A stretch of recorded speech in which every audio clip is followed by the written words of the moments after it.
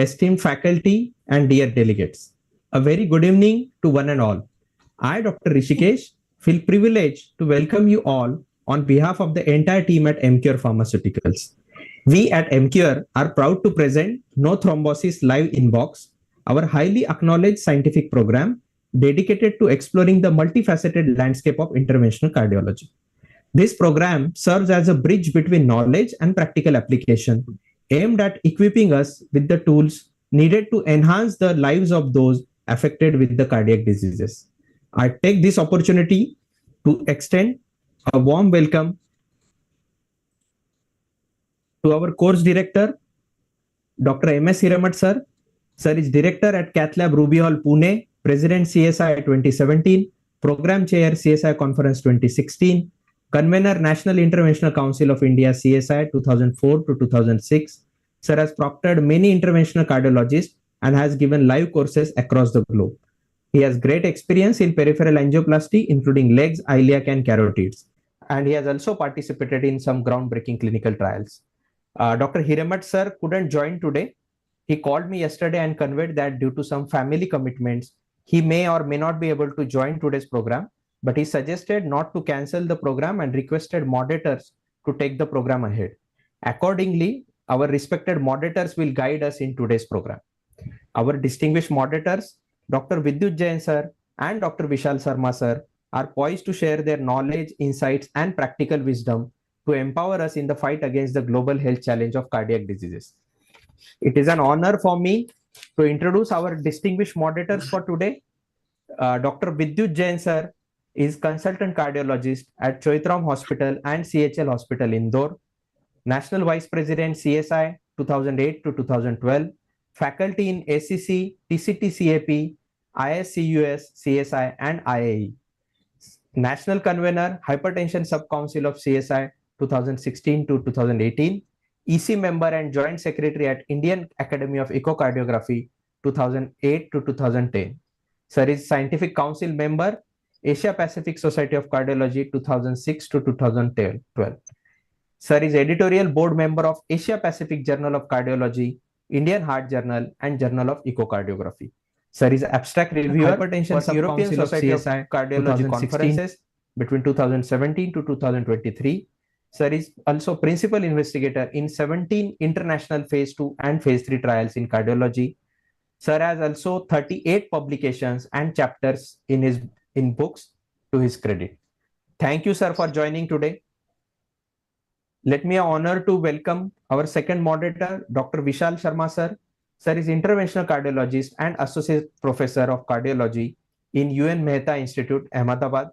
He completed his fellowship at UN Mehta Institute of Cardiology and Research Center. Sir is winner of prestigious Torrent Young Scholar Award, TYSA, for cardiology in 2016. He is associate fellow of European Society of Cardiology. Sir has contributed in many papers in various national and international journals. He has attended several national conferences in cardiology and diabetes. Thank you, sir, for joining today. I would also like to introduce and extend a warm welcome to our esteemed speakers for today. Dr. Partho Chaudhary, sir. Sir is Chief Consultant Cardiologist at Mediterranean Hospital, Jamshedpur. The case which he will be presenting is rotablation in case of a balloon uncrossable RCA CTO. Thank you, sir, for joining today. Let me have honor to introduce our second speaker, Dr. Vadivelu Ramlingam, sir. Sir is Consultant Interventional Cardiologist and Electrophysiologist at Velammal Medical College Hospital and Research Institute, Velammal Specialty Hospital in Madurai. The case which he will be presenting is left main PCI in ACS settings. And finally, I would like to extend a special welcome to all the delegates who have joined today's program. It is an honor to have such an esteemed audience and renowned experts among us. Let me brief you all on the meeting agenda for today. We will kickstart the program with the opening remarks and context setting from our respected moderator, Dr. Vidyut Jain sir. Then the meeting will proceed further with the case presentation by Dr. Partho Chaudhary sir. Following this, we'll have a discussion on the case where all the faculty members will participate. Then second case will be presented by Dr. Vadivelu Ramlingam sir. It will be followed by discussion among the faculty members, and post the discussion on second case, we'll have the concluding remarks by our respected moderator, Dr. Vishal Sharma sir. I request audience to post their questions in comment box so that we can take those questions in the end. So without further ado, let's embark on this educational voyage together as we endeavor to enhance our understanding of interventional cardiology. I request respected moderator Dr. Vidyut Jain sir to share his opening remarks. Over to you, sir.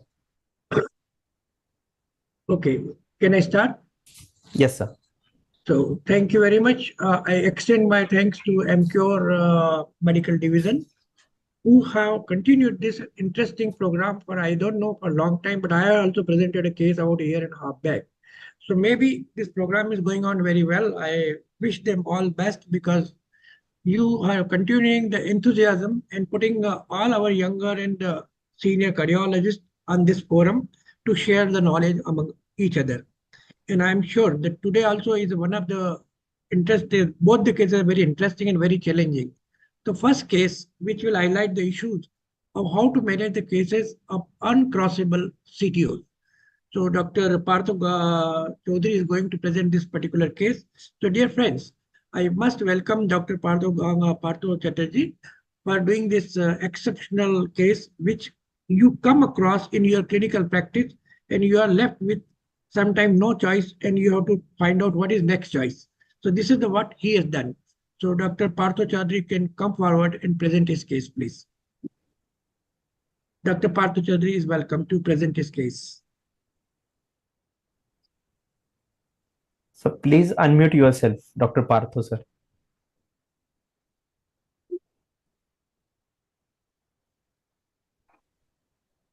Sir, you are on mute, sir. Partho, sir. Hello. Can you hear me? Yes, sir. Yes, sir. Sir, should I start first? Yes, sir. Sir, you can start. Sir, actually, I have sent my slides. Can you ask him to share those slides? Yes, sir. Sure, sir. All right, sir.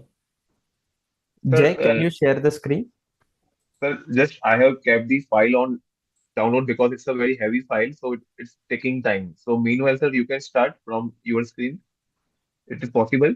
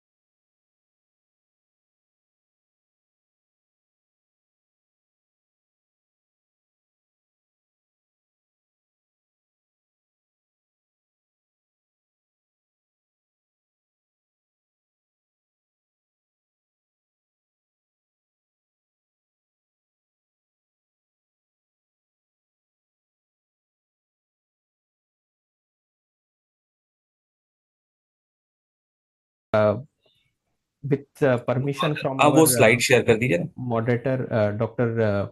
Vidyut Jain sir, can we go for the second case because we are facing some ठीक है, तो फिर technical second issues. वाले पे share. हाँ, ठीक है. Okay. I request Dr. Vadivelu Ramlingam sir to present his case. Yeah. Okay. Am I audible? Yes, sir. Okay. So I would like to extend a warm greeting and sincere thanks to the Emcure team, especially Dr. Rishikesh and Dr. Shanmuga Nathan from here, our place, to offer me this wonderful opportunity. So sadly, Dr. Hirish sir could not join today, but we have great moderators, so I will go with the topic. So today I will be presenting on an interesting topic, which I will say is not uncommon, because these days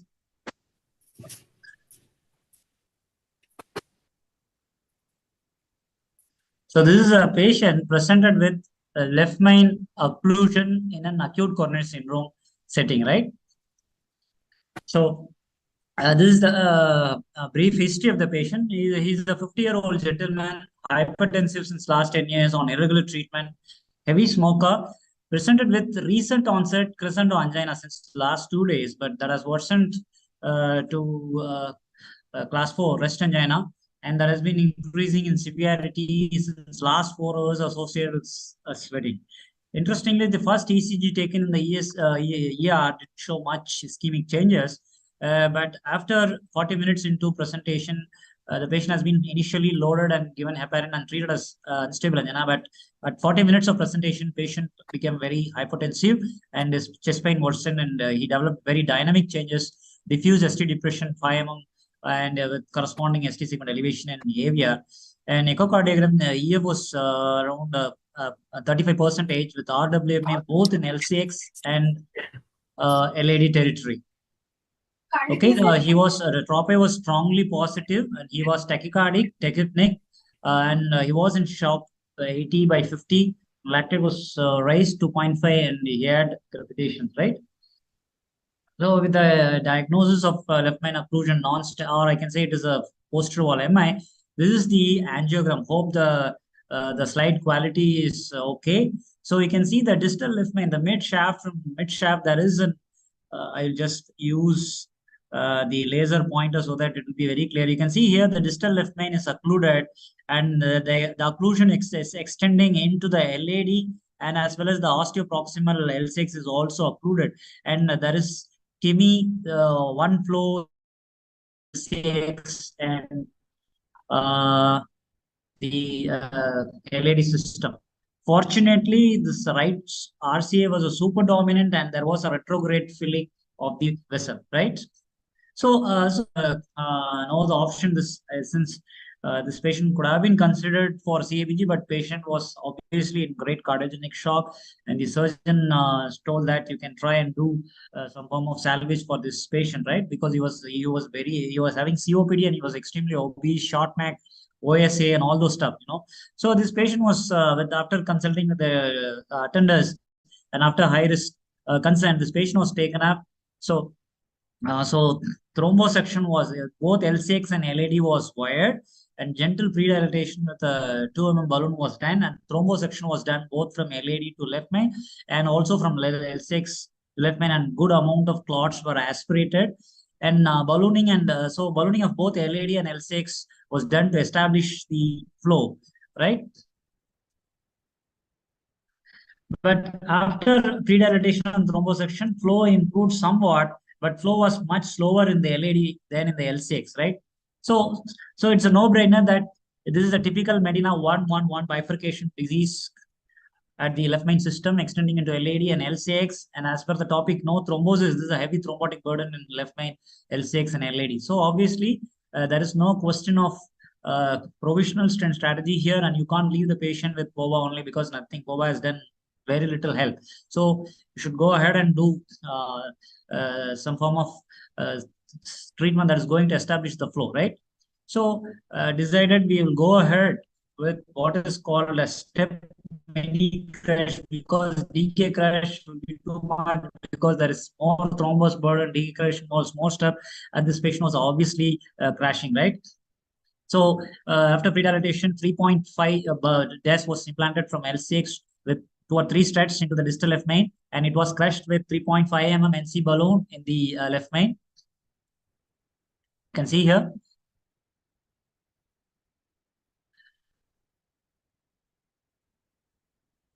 So, and a stent was deployed from 3.5 33 mm DES was deployed from LMCA to LAD, and post dilatation was done with 3.75 mm balloon, right? And flaring was done with 3.75 mm post dilated up to 24 atmospheres. That is equivalent to somewhere roughly 3.9, that is 4 mm. Okay.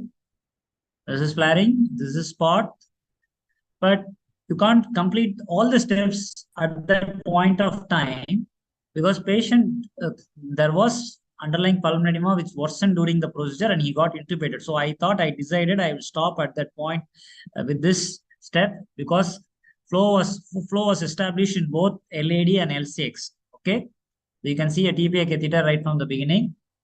So I thought I will not do further thing because he was already crashing, right? With the dual inotropes, his BP was somewhere around systolic BP was 81. So I stopped at that point of time. Then at the end of the procedure, IABP was inserted. Then patient gradually improved and inotropic stents were reduced next 36 hours. And at the end of 48 hours, he could be weaned from and IABP was weaned off. So after 48 hours, this patient was taken up for IVUS imaging and optimization. IVUS imaging showed there were malapposition in the left main part of the stent, right? So further post dilatation was done with 4 mm in the LAD and 4.5 was used to post dilate at the left main part, and port was done at 4.5. During attempts to recross the LCX and during attempts at the kissing balloon dilatation, he again developed pulmonary edema and again BP crashed. So in this patient, final kissing balloon was not done, only port was done. Okay, but imaging showed adequate result. So this is the final imaging. You can see TIMI 2 flow in both LAD and LCX, a nicely expanded stent at least in the left main and LAD system. The post dilatation was done in the LCX, but FKB could not be done, though I thought I could do it fastly, but patient crashed. His pulmonary cardiopulmonary reserve was so low, so I didn't do it. So distal stent LAD 8 millimeter, 8 square millimeter. This is the MSA, and in the proximal LMC it was 10.6, which according to the criteria it is satisfactory, right? And this was done long back in 2018, and check angio images I couldn't pull, but check angio was done in 2022 because he had some form of dyspnea and he had to undergo a non-cardiac surgery. So the stents were patterned and no significant residual stenosis, right? And his ejection fraction today is to date is 0.5. He is still following up 0.4. That is 40% was the ejection fraction, and he is class 1 and he is not having any active angina symptoms, right? He is doing his work as before. He is doing okay. So this is what I want to say, that in acute coronary syndrome setting patient, in a cardiogenic shock patient where he is crashing, sometimes we could not do every step, but at least try and establish flow in both the systems, and at least have the left main system stent and LED stent system well expanded, do some form of imaging and try to ensure that. And this is a DK crash 3-year, few slides from now. A DK crash 3, the 3-year clinical outcomes are very clearly shown that when this DK crash is compared to Coulott, all form of stent thrombosis is higher with Coulott technique because we have more metal at the carina, more metal at the mother vessel, right? But when you compare DK crash, all form of stent thrombosis like definite, probable, and definite, they are lower. Also, the overall cardiac death and target lesion revascularization is lower in DK crash. So until today, you can also see here the MACE cumulative MACE-free survival at 3-year follow-up is lower for is higher for DK crash. That is, more of the patients with the DK crash, they are doing well at 3 years follow-up when compared to Coulott stenting. Okay, so DK crash fares better when compared to Coulott stenting. So this is the thing. So this is what simple bifurcation where you do when you compare provisional with the DK crash, the p-value was not significant. But in a complex anatomy like in our patient where there was a true bifurcation 1, 1, 1, and both the vessels were compromised, and the side branch is a large vessel supplying a significant proportion of myocardium, you can't just do a provisional stenting. That's the most important point I want to stress today. So in that DK crash, definitely complex arm, you can see provisional arm and the DK crash. The DK crash has got the lowest target lesion failure. So you can't say that doing a single stent is a safer in a patient with a complex bifurcation strategy, right? Very well. And this is also Nordic Baltic 4 bifurcation study also has addressed same, but this is a comparatively older study where there were no DK crush trials, plenty of trials available at that point of time. So again, they have shown if you have a significantly large-sized bifurcation branch or large side branch, doing 2-stent strategy fares better than a single-stent provisional strategy, right? We all know that the prior bifurcation strategy studies have shown that provisional strategy is much better than 2-stent strategy, because in those studies, the true complex bifurcation inclusion was less than 20%. Less than, I can say it is less than even 15%. Majority of them were um, like 010 or 100, like, or 110, that side branch were not significantly involved, or there were a small branch or less than 10 millimeter involvement was there, right? So this again, they have shown that the 2-stent strategies fared better in a patient with the true bifurcation where complex lesions are there.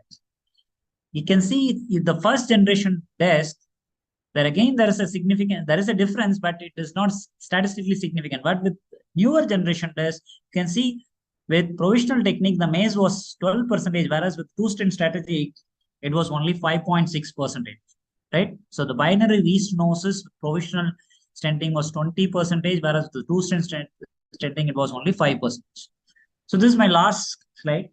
So we all know this is the algorithm for bifurcation stenting. If it is a complex lesion, then DK crush is the preferred strategy, followed by Coulott. Don't prefer tap technique in a patient with complex lesion. What is complex lesion? If the length is more than 10 mm and if the side branch lesion is more than 70%. If it is not so, length is less than 10 mm and if side branch lesion is less than 70%, and if you can access the side branch easily, then you do a provisional stenting. If it fails, then you can go for reverse Coulott, or you can do tap. Again, tap is the last most thing that should be kept in mind. If the side branch access is going to be difficult, like if the L6 is going to be retroflex and it is a large vessel, and if there is going to be a pinch after the provisional left main to LAD, then it's very difficult. Then please prefer 2-stent up straight. You can prefer 2-stent, or you go for inverted Coulott. But in such a situation, patients sometimes collapse and wiring and makes everything messy.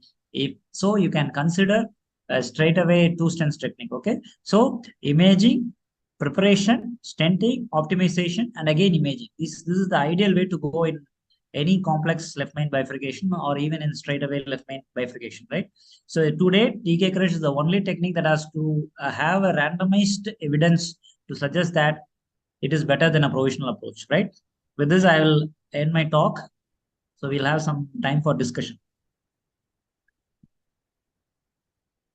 Hope my slides were visible and I was audible all through my presentation. Yeah, thank you very much, Dr. Ramalingam. Your slides were well visible and the message is conveyed very well.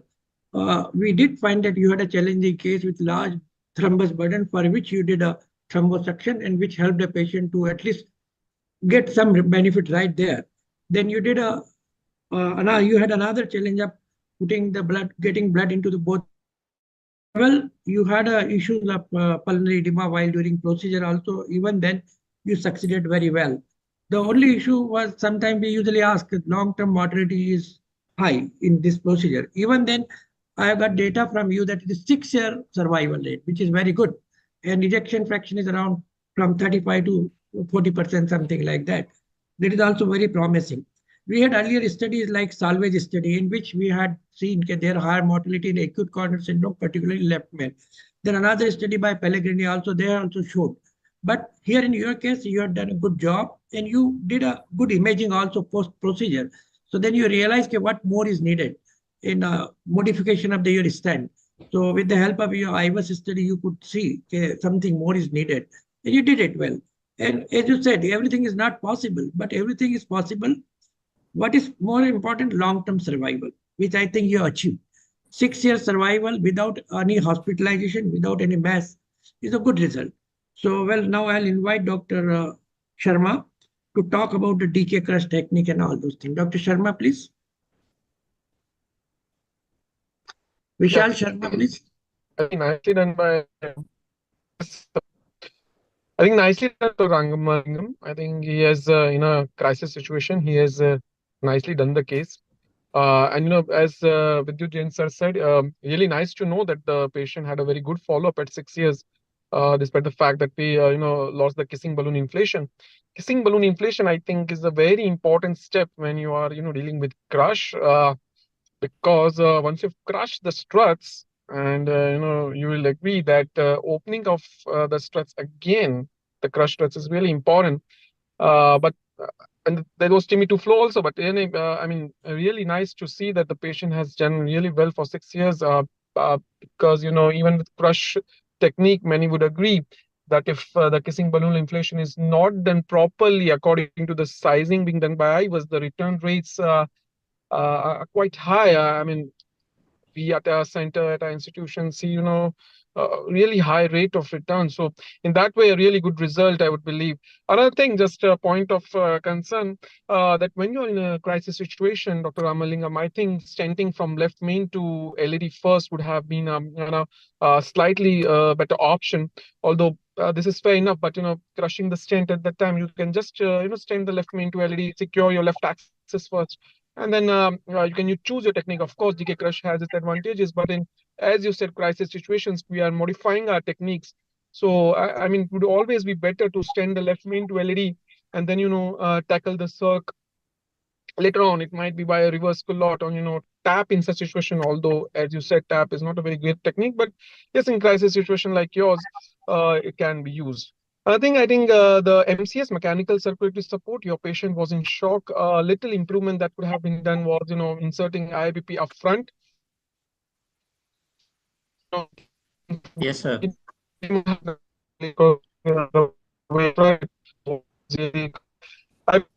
Crush, yes, as you said, it's one of the preferred technique in bifurcation. The important thing we believe is, the step crush technique, kissing done twice. In this case, we thought, lost the kissing, but yes, kissing is important, pot is important, and, crossing from the proximal strut is important. So these are the important steps, you should follow in DK crush. But yes, nicely done, nicely done.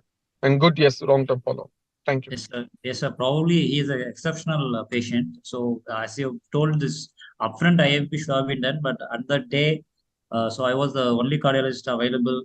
So I couldn't do. So I wanted to this thing, and he presented with like posterior wall MI like setting. So I thought I'll quickly. Probably one thing I would have done is I would have taken 2 stents upfront, deployed in the LSA, then removed the stent balloon. Anything in cardiogenic shock, Dr. Ramalingam, anything in cardiogenic shock, whether it's posterior wall, except for the pure inferior wall MIs involving the RCA. If it's the left system, cardiogenic shock, MCS is nowadays recommended as a class 1 indication. So whenever cardiogenic shock, left system, go with the MCS. Yeah. Dr. Partho, would you like to comment? Sir, one thing I would like to comment, like even with the best of the operators in bifurcation, in about 5 to 8%, they were not able to complete the procedure with kissing. So like even with very good operators, like they were not able to perform the last step, that is kissing. So even if we miss the kissing, it doesn't mean that like procedure is not done very well. Like because of anatomy, many a times 5 to 7% is a good number. That time we missed the last step, that is kissing. Though it's important, but many times we were not able to complete the procedure with final, that is kissing. That's what I want to tell. So thank you very much. I think we can, if any other comment is there by audience or anyone. So otherwise, we'll go with Dr. Partho Chaudhary's presentation. Dr. Partho, you can start your presentation. Please, can you share my slides? Yes, sir. Starting now. Sir, though the topic is based on thrombosis, mine case is not related to a thrombosis. It's an interesting CTO that I'm sharing with you. So first of all, just a brief history. Actually, that female came with high-grade angina with a strong TMT positive, and that patient had a history of PTCA stenting to LED LCX and was diabetic, hypertensive, normal ECG echo, and was on maximum antiplatelets and anti-anginals. The angio was done outside, which was showing like that RCA is very small, but there was some retrograde fillings via epicardial collaterals with LCX. This is, can you please change the slide? Next slide, please. Please play it. So if you look at RCA, RCA doesn't look like a very prominent vessel. There is a proximal part, it is diffusely diseased. After AM, after acute marginal, it bifurcates into upper and lower division. Lower division is slightly visible, upper division is not at all visible. Next slide, please. Yes, sir. Next slide, please. This was as angiogram that LAD LCX, there were two stents that were on the proximal to mid part, and RCA there was a proximal to mid part 99% lesion where it bifurcates into two branches. Upper branch was occluded and it was filling through collaterals from LCX. Sir, I have to while doing plasty, I have to bilateral injection. Then I'll show you the RCA. Next slide, please. So start with our wire that was a Fielder FC and with the Nick Nano balloon. Please play it. Next slide, please. It was crossed easily, that Fielder FC, and at that seat, that point, we again tried to dilate it with a 0.85 Nick Nano. Next slide, please. That Nick Nano we dilated at that point, but we were not able to cross Nick Nano beyond that point. Next slide, please. Next slide, please.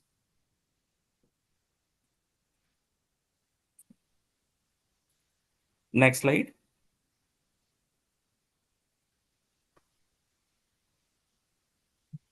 The wire completely came out. Next slide, please.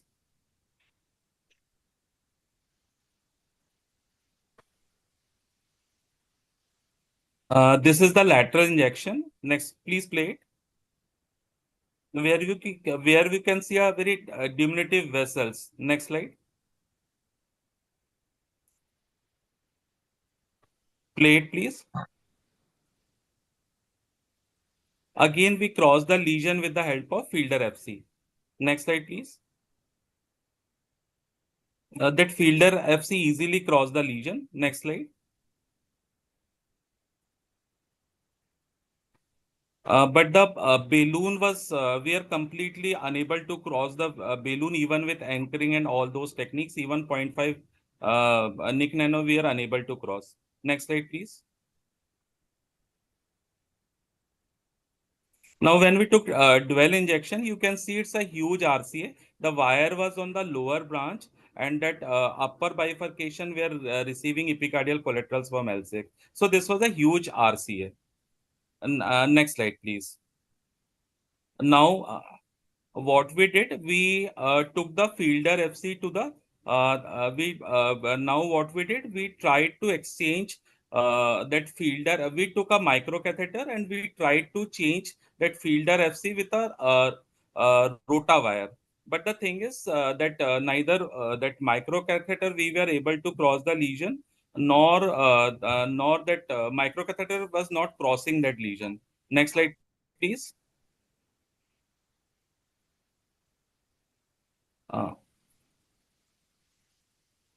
This is the next, sir. Next slide, please.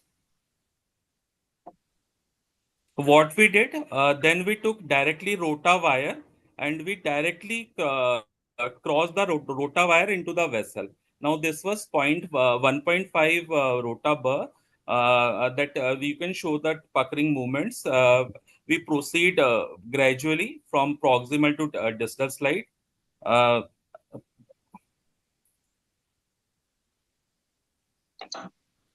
Next slide, please. Please play it again.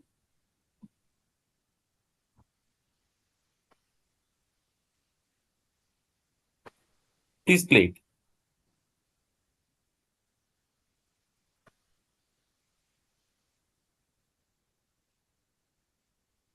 Please play the slides.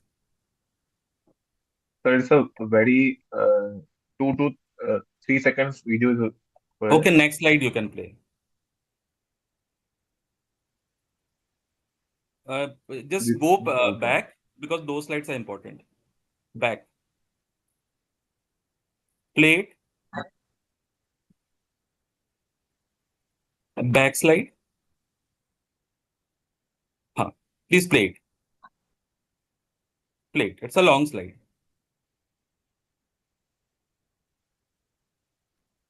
So it's running. Right. That rota burr lastly crossed complete distally. So we proceed gradually. Lastly, rota burr crossed distally. So this was the most important step. Next slide. Then we changed with a fielder FC. Next slide. Then we dilated with the help of 2.518 balloon. Next slide. Next slide, please.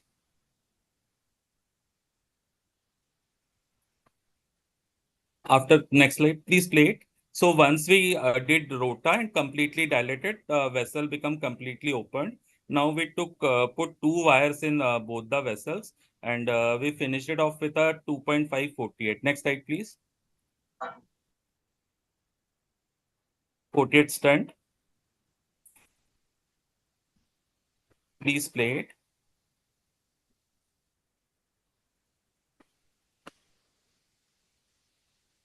Next slide, please.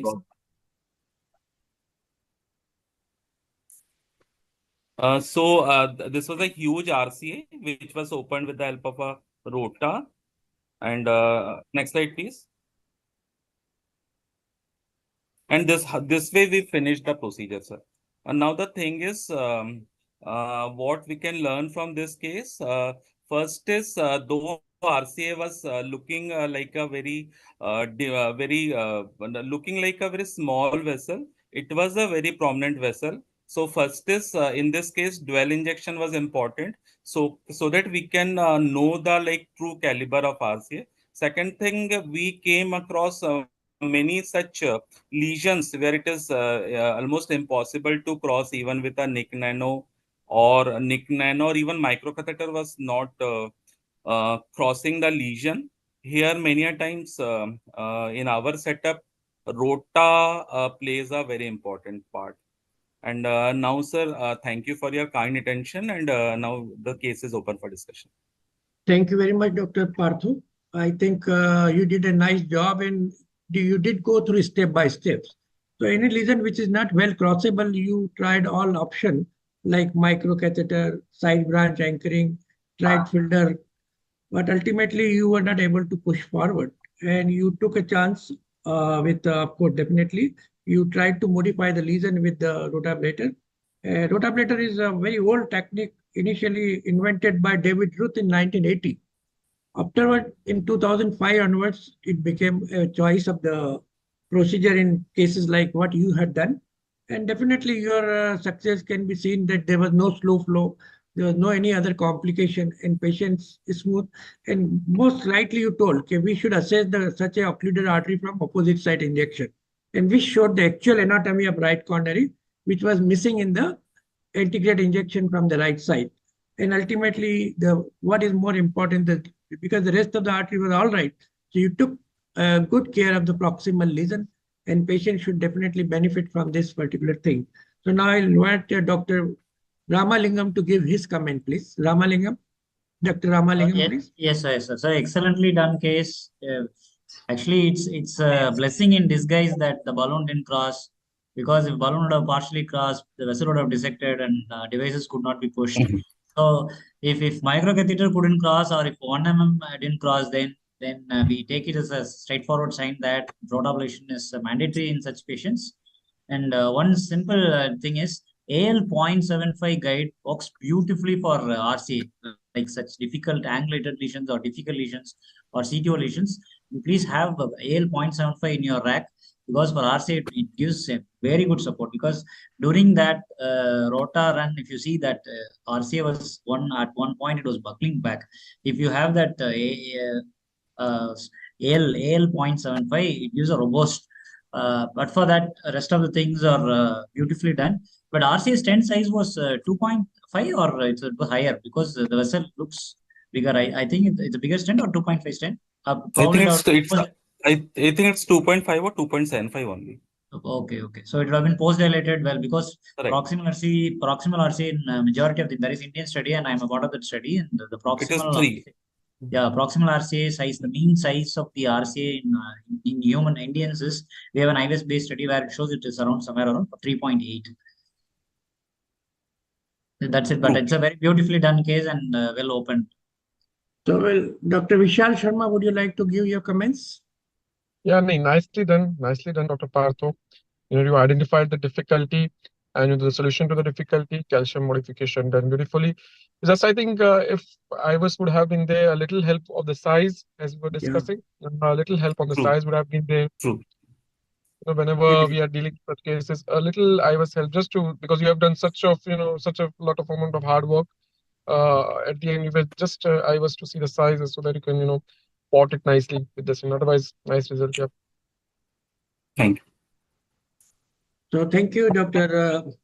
Rakesh Sharma.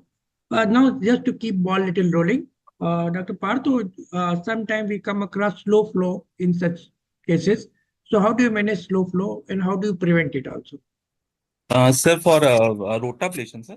Yeah, because they can get slow flow. There is increased platelet aggregation also sometimes. True, sir. Sir, what is the standard treatment for slow flow? We followed the Follow same here. for here only, sir. You reduce the duration of the procedure, do it intermittently, don't do so fast, something like that. And Rotablation. yeah, Rotablation, yes, sir. We do what is recommended is do in 30-second cycles yeah, with a break. Then we do always in 30-second cycles. yeah. So like we follow that only, sir. We do in 30-second cycles and we don't exceed beyond 30-second cycle. We do that way only. Does this GP2A, 3B stents today also any adjunct therapy in this such cases, or you don't Sir, need it? sir, usually, sir, here GP2B3 is not indicated because it was not a like It's clot burden was not there, it was a CTO, sir. So CTO. like Just one question here. What solution, Dr. Partho, do you use for that, for rotablation? What solution? Is it just saline? Sir, we just use saline with heparin. That's all. That's all. Nothing else. You can add in that solution, I think, diltiazem and nitroglycerin. Yes, No sir. harm in that. Yes, sir. But It is you usually can add it recommended. to the saline, diltiazem and nitroglycerin that has really shown to reduce the slow flow, what sir was talking about. Very, very Okay, small maneuver, but would help. okay, sir. There are two schools of thoughts in that, sir. Nowadays, most of the operators have we've stopped using that That diltiazem is what. NTG because one Dr. Samin Sharma from Mount Sinai, who can be considered as one of the fathers of rotablation. He used to use routinely this solution or rotaglide, but nowadays in their center also they are not that much fondly using. Many of the operators now it's 50-50s. But they probably have rotaglide solution per se, and except for the Rotaglide. patients who have allergy to the rotaglide, so they use with saline and in fact he was at our institute one day. He said we use rotaglide solution only, and in selected patients use saline with heparin, and so they use with saline is little restricted, I believe. So in our center we don't use this diltiazem or NTG. Sir. No, you can use, you can try, Yeah, no harm in that. we were using. Yep. But there are some studies or something to show that there is increased hypotension. And GP2B3 inhibitors are sir asked, it's a double-edged sword because sometimes because there's ferrous perforations always there. So maybe once you have done with rotablation and there is no perforation, then maybe GP2B3 inhibitors can be used. But after this concept of clopidogrel or ticagrelor loading has been introduced, I think there is no incremental benefit of GP2B3 inhibitors. Studies have clearly shown that. Come down. Yeah, users come down.